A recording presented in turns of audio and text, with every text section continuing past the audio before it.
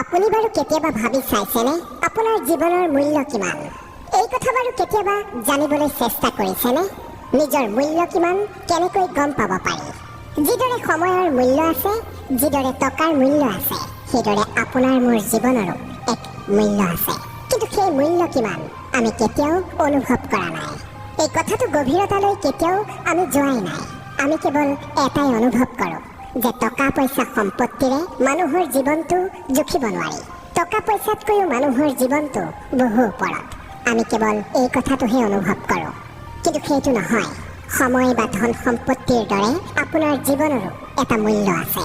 যদি আপুনি আপোনাৰ জীৱনৰ মূল্য কিমান জানিব বিচাৰে, তেন্তে এই কাহিনীটো খুব ধ্যান দি শুনক। কাহিনীটো শুনাৰ পিছত আপুনি আপোনাৰ জীৱনটোৰ মূল্য নিজেই নিৰ্ধাৰণ কৰিব পাৰিব। আহক কাহিনীটোলৈ আগবাঢ়ো। এবাৰ এজন ল'ৰাই দেউতাকক সুধিলে, দেউতা, মোৰ জীৱনটোৰ কি মূল্য আছে?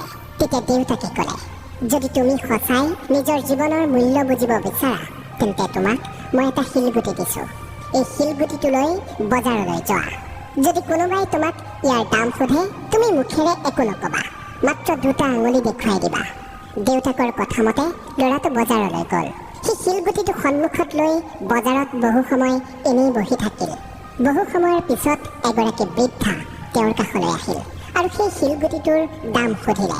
ল'ৰাটোৱে দেউতাকৰ কথামতে মুখেৰে একো কোৱা নাছিল। হাতৰ আঙুলি দুটা সি বৃদ্ধাগৰাকীক দেখুৱাই দিলে। তেতিয়া বৃদ্ধাগৰাকীয়ে ক'লে, 200 টকা। ঠিক আছে, মই তোমাক 200 টকা দি আছোঁ। শিলগুটিটো মোক লাগিব। ল'ৰাটো একেবাৰে আচৰিত হৈ গ'ল। সি ভাবিলে, এই শিলগুটিটোৰ মূল্য 200 টকা?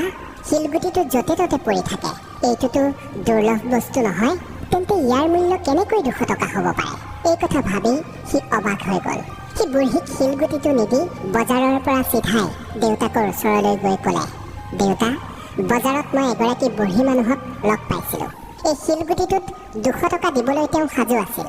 দেউতাকে ক'লে, এইবাৰ তুমি মিউজিয়ামলৈ যোৱা। যদি কোনোবাই ইয়াৰ দাম সোধে, একো নকৈ মাত্ৰ দুটা আঙুলিয়ে দেখুৱাই দিবা। ল'ৰাটো পুনৰ মিউজিয়ামলৈ গ'ল আৰু তাত এজন মানুহৰ চকু ল'ৰাটোৰ হাতত থকা শিলগুটিটোত পৰিল। মানুহজনে ল'ৰাটোক শিলগুটিটোৰ দাম সুধিলে। ল'ৰাটোৱে আগৰ দৰেই মনে মনে থাকি মাত্ৰ আঙুলি দুটা দেখুৱাই দিলে। তেতিয়া মানুহজনে সুধিলে, 20,000 টকা? ঠিক আছে, মই 20,000 টকাত এই শিলগুটিটো কিনিবলৈ ৰেডি আছোঁ। 20,000 টকা লোৱা আৰু শিলগুটিটো মোক দিয়া। ল'ৰাটোৱে সেই মানুহজনকো শিলগুটিটো নিদিলে। সি আকৌ আচৰিত হৈ দেউতাকৰ ওচৰলৈ ঢাপলি মেলিলে।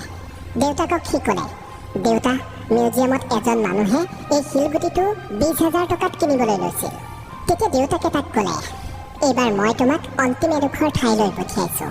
তুমি এইবাৰ দামী শিলগুটিৰ এখন দোকানলৈ যোৱা আৰু তাতো যদি তোমাক কোনোবাই দাম সোধে, তেতিয়াও মাত্ৰ আঙুলি দুটাকে দেখুৱাবা, মুখেৰে একো নক'বা। ল'ৰাটোৱে পুনৰ দামী শিলগুটিৰ এখন দোকানলৈ গ'ল আৰু দোকানখনলৈ গৈ সি দেখিলে যে এজন বৃদ্ধ লোক কাউণ্টাৰৰ পিছফালে থিয় হৈ আছে। যেতিয়াই বুঢ়া মানুহজনৰ চকু ল'ৰাটোৱে লৈ যোৱা সেই শিলগুটিটোৰ ওপৰত পৰিল, তেওঁ আচৰিত হোৱাৰ দৰে হৈ কাউণ্টাৰৰ পৰা বাহিৰলৈ ওলাই আহিল আৰু আহি ল'ৰাটোৰ হাতৰ পৰা শিলগুটিটো কাঢ়ি ল'লে।